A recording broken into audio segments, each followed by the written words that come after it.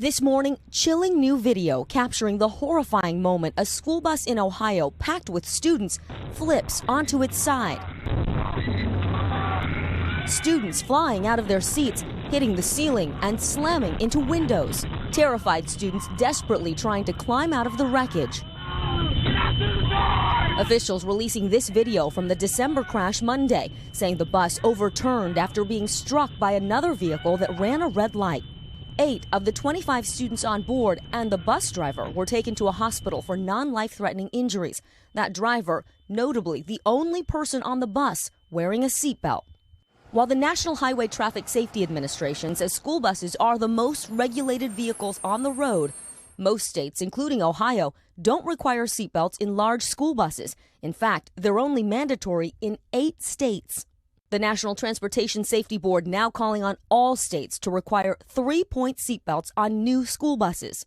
We've got to keep the students properly restrained in the event that there's a crash. And lap shoulder belts are the most effective means of protecting our children. Between 2008 and 2017, 264 school-aged children died in school transportation-related crashes.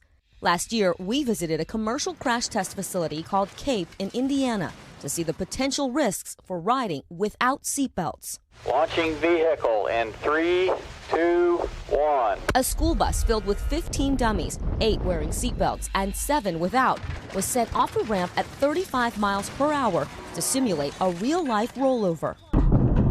One unbelted passenger flying across the aisle, his neck snapping back and slamming against the seat.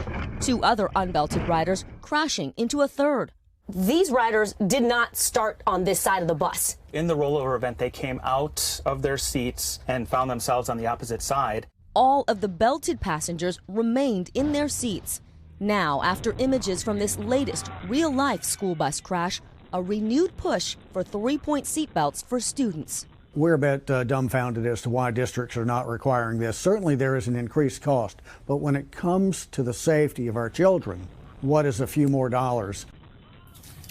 Well, we should note the seatbelts used in that crash test are manufactured by IMI, and they say that outfitting a school bus with seatbelts costs about $7,000 to $10,000 per bus. So there is a cost involved, and that may be part of the reluctance here. And we saw the state-by-state breakdown. Right now, it's up to the states whether or not to require seatbelts. Is there any movement in the federal government to do anything about it? Yeah, last July, Senator Tammy Duckworth introduced a School Bus Safety Act that would require these 3-point seatbelts, as well as other safety measures like data recorders and automatic braking for all school buses. That bill is still in the first stage of the legislative process. It seems like a no-brainer. Yeah.